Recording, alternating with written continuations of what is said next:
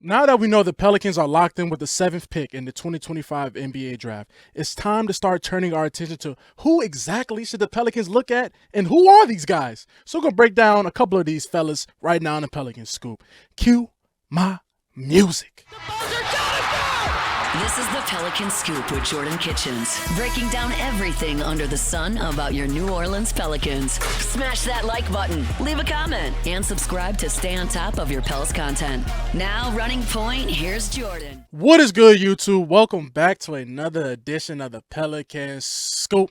I am your host with the most, Jordan Kitchens, and ladies and gentlemen, now that we know the Pelicans are locked in with the 7th pick, it's time to figure out who the hell is going to be there in the 7th spot, who the hell are these people even looking at, and who the hell are some of these guys? Because I know a lot of you guys don't follow college basketball, and I get that. It's a lot different than the college basketball was 10, 15 years ago. But that does not matter because of the matter at hand. The Pelicans have a top 10 pick, and we have to get to the bottom of this. So I have 3 guys for you. I have 3 guys. Maybe we're going to keep this a series. Maybe break down a couple more guys. Y'all let me know down in the comments. Maybe I can find a way to actually do like a film type of breakdown because I'm trying to play around with the copy. People be copywriting, taking your video down, striking and all this. So I don't want to sit there and use too much of their type of content, just like a little snippet of what I feel like this is what this player brings.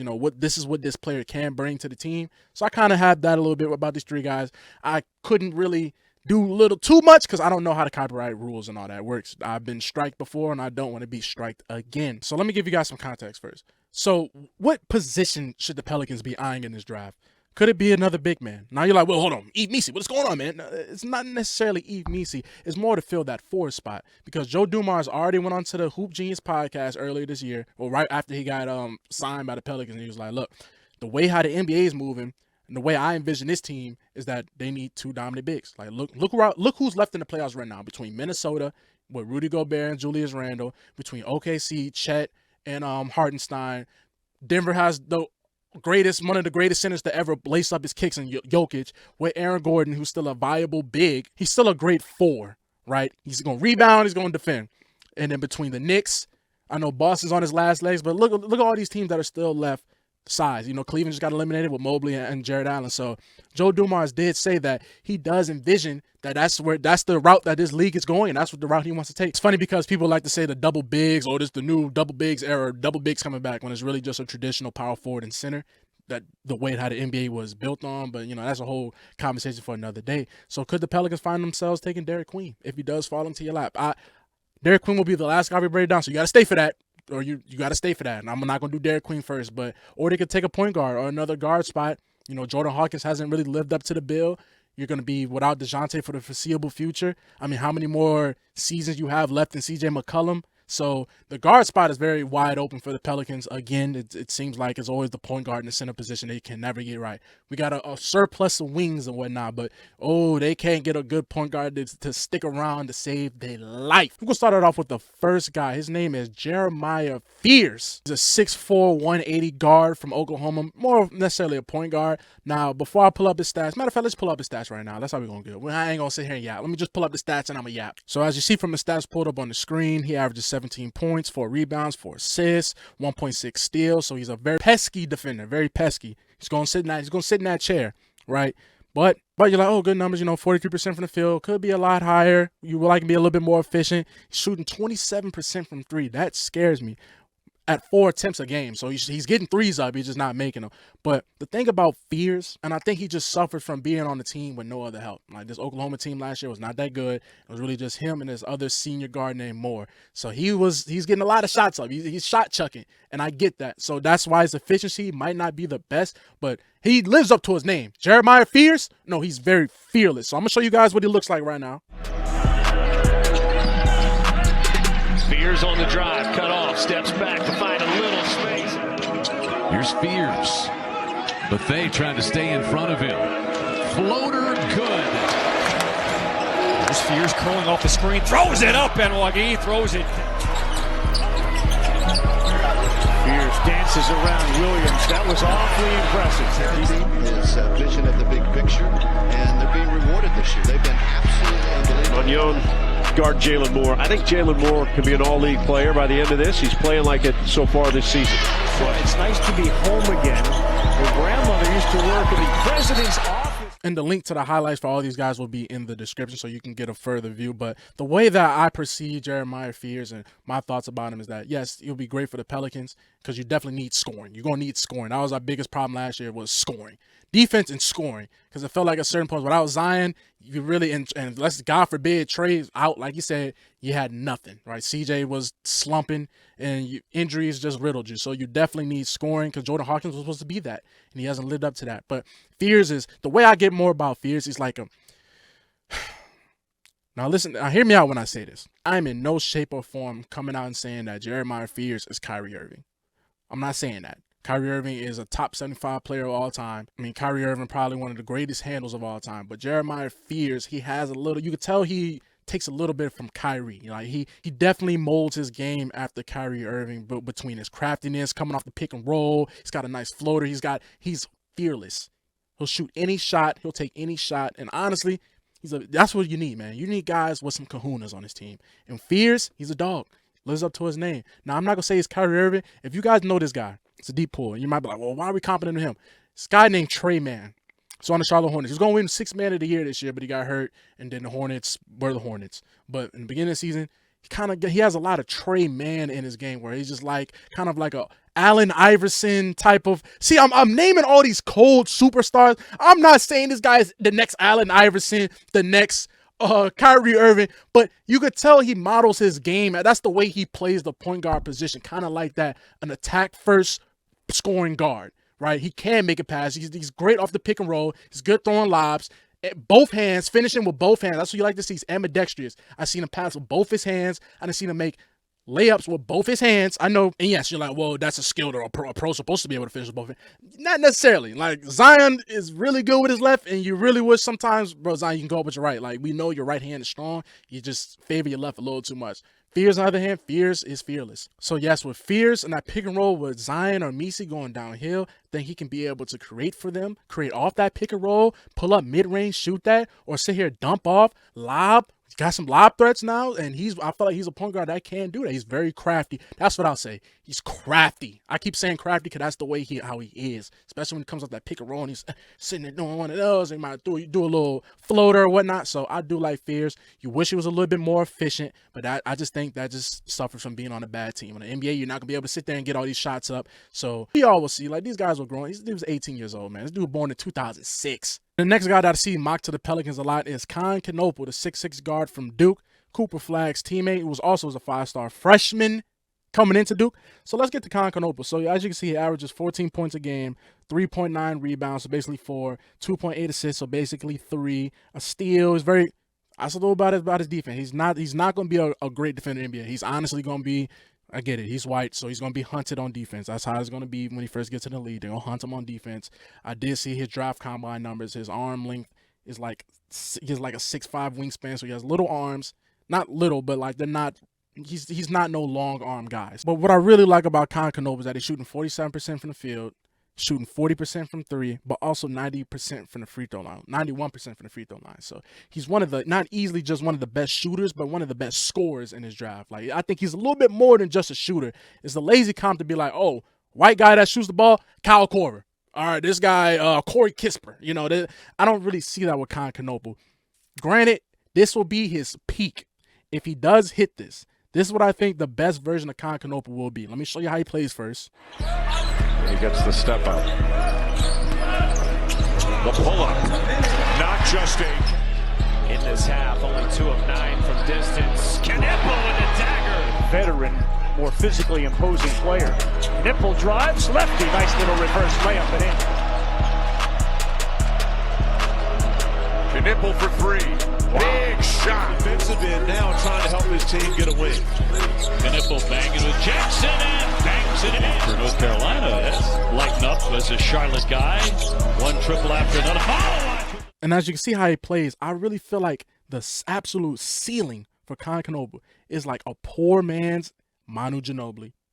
Poor man's Manu Ginobili. I'm not sitting there saying poor man like in a diss in any type of way, because Manu Ginobili is a Hall of Fame player. So that's what I'm saying. Poor man's Manu Ginobili, because he has a handle and he's great off the pick and roll. That's what I do like a lot about these guys. They are great off the pick and roll, and that's what the Pelicans need. We need way more good passes off the pick and roll. It's like when Alfred Payton came here, it's like, damn, this is what it looks like when a point guard knows how to pass the ball in the pick and roll. We could have been doing this, not having CJ McCollum call the pick and roll and just shoot the ball, or Jose, or do whatever. Like, oh, this is what it looks like. And I think Kon Knueppel, there's plenty of evidence out there. Like I said, all the links to all whatever you need to see will be in the description below.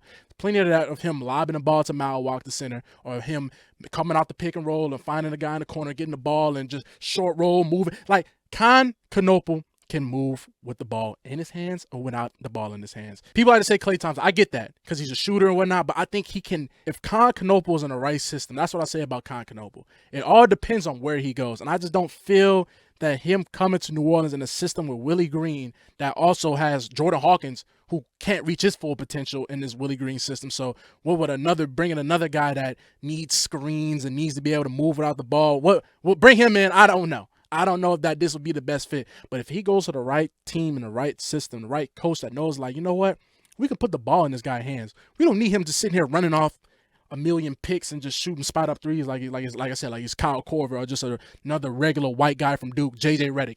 I think he has a lot more to his game, and I just think if he can really tap into that ball handling, not necessarily Austin Reeves. Well, Austin Reeves is a great passer too, so okay. Austin Reeves is a great passer, and Austin Reeves has a good handle. Now I'm thinking about it, but like I just see that off the bench, Manu Ginobili, give Knueppel the ball, let him come up to court, just do crafty. All these guys are crafty. All these guys are crafty, especially this last guy you're about to see. So that's my take on Kon Knueppel. I think that his ceiling will be like a Manu Ginobili. His floor all depends on where he lands. Like, worst case scenario might be like a Jimmer Fredette. I know I'm using white guys, and it's like, oh, of course the white guy's got to be the white guy, but like maybe like a Jimmer Fredette, that'd be the floor. But I think if he really taps into his potential, Manu Ginobili-esque, Austin, more poor man's Manu Ginobili more than Austin Reeves, but I just like that. I just like the way how he approaches the pick and roll. I just like how he moves with the ball in his hands and without the ball in his hands. There's plenty of times I do where he's going downhill, he'll pass to the guy in the corner, or swing, got it, pump fake, attack, make the defense collapse, boom, pass it out. Like, there's too many times I've seen him do that, not take stupid shots.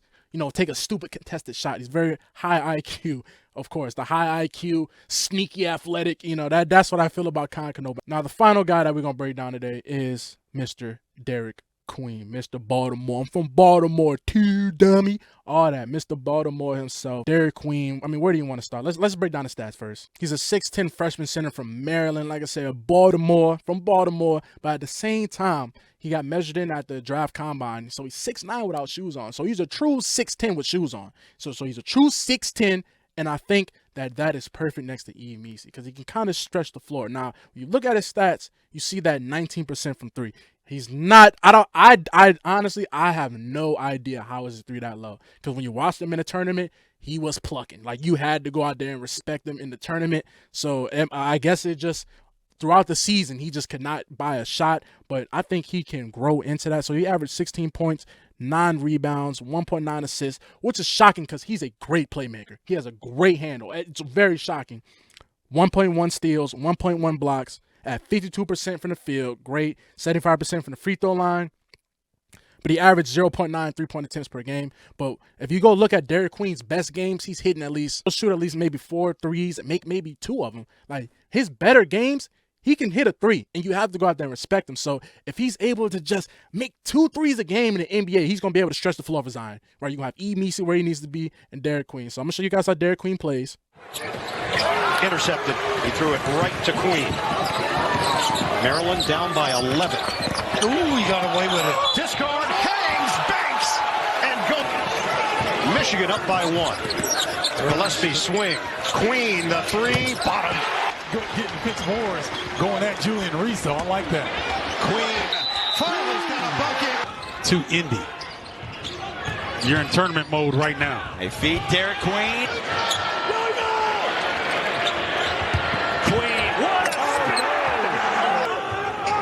Queen jumping higher than Harding. Now he goes to work against the smaller defender.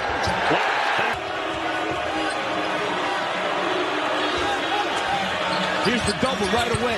Queen right by it with the Yeah, made the tournament in his first season at Maryland. It's a great block back there by Queen. Yeah, Bartholomew never had a chance. Queen came out to challenge. Yeah, that limp. Go to work on Angel now. Baseline. Seen it a couple of times. But I do highly advise you guys go watch Derik Queen full season, like what he really does bring.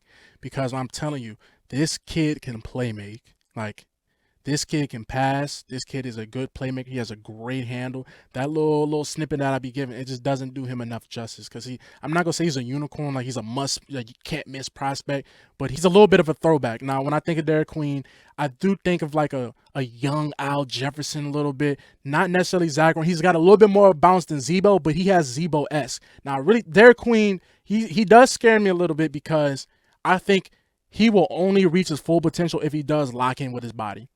Right, you can tell that he's kind of got the build to put on a little bit of weight. You know, if he gets a little bit lazy or whatnot, he might put on a little bit of weight, and that's a little scary when you're in a city like New Orleans. Oh, brother, that's super scary. As we've been dealing with something like that for a while. You know, we have had those problems with players in the past, so that does scare me a little bit. Is that you can tell that from his build and. Man, especially when he was like, man, I got me a Jimmy, whatever, Jimmy Crab Shack, NIL, whatever he got out there in Baltimore. He was like, yeah, got me a Jimmy Crab Shack, NIL. So he likes to eat. So a big fella like that, he's a big old boy, man. So that does scare me a little bit, but I do think that Derik Queen, I like all these guys. Obviously, if I'm doing a video about all of them, I do think like any one of those guys I'll be okay with, especially Derik Queen. That'll be the best case scenario. I just don't see him falling like that. Even though falling to 7 sounds kind of outrageous, but he's highly touted, especially that he came in taller than what they was expecting. They was expecting him to be like, they was basically expecting him to come measure in at like 6'8" without shoes on. So he came in at 6'9.5" without shoes on. So with shoes on, he's 6'10". Like, oh no, this kid can play. And he got the long sleeves. You know, we bring back the long sleeve hoopers. All right, we need that. And also we need a dog. Derik Queen is a dog. Derik Queen brings toughness. Derik tells the coach, give me the effing ball. Goes out there and hits a game winner. I'm from Baltimore. I ain't scared of nothing. That's what we need, man. This team needs a dog. Derik Queen would be a goon. Think of Derik Queen next to Eve Misi with Zion, Trey. I don't know what you're doing at the point guard spot. I'll go play point guard for all the care. I'll go play point guard out there for the team. But I just think Derik Queen would be the perfect scenario for that 7th pick because you're in the 7th spot. So it's like he falls to you. Great. Now, a lot of people disagree. So, like, y'all let me know down in the comments what do you guys think. What do you guys think the approach this team needs to take? Do they need to take a Derik Queen? Do they need, a center to fulfill this Joe Dumars fantasy of having 2 good big men? Or do they need to invest in another point guard? They can just find a way to get or sign some type of point guard. I mean, what do you guys think, man? Y'all let me know down in the comments. Y'all let me know down in the comments if I should do more in depth of these players because, like I said, it's hard to maneuver around this copyright stuff. But I'll figure out a way for you guys if you guys want that. Because I really want to really dive into Derik Queen, like really dive into Kon Knueppel. I can just give you guys this, right? But if they allow it, I'll do it. So y'all let me know down in the comments what you guys think, man. I just think we need a dog. All these guys are dogs. Fears is a dog. Knueppel's a dog. Knueppel's a dog, man. Like if you gonna be, Knueppel's a dog. Knueppel's a dog. Don't be confused by how he look. Like he look. No, Knueppel's a dog. You know, like I said, Fears. Like the man's last name is Fears. Derik Queen. I'm from Baltimore. Dogs. So y'all let me know down in the comments, man. Or you guys think we should trade the pick. So like I said, y'all just let me know. And I've been your boy Jordan Kitchens, and I'm signing out. Peace.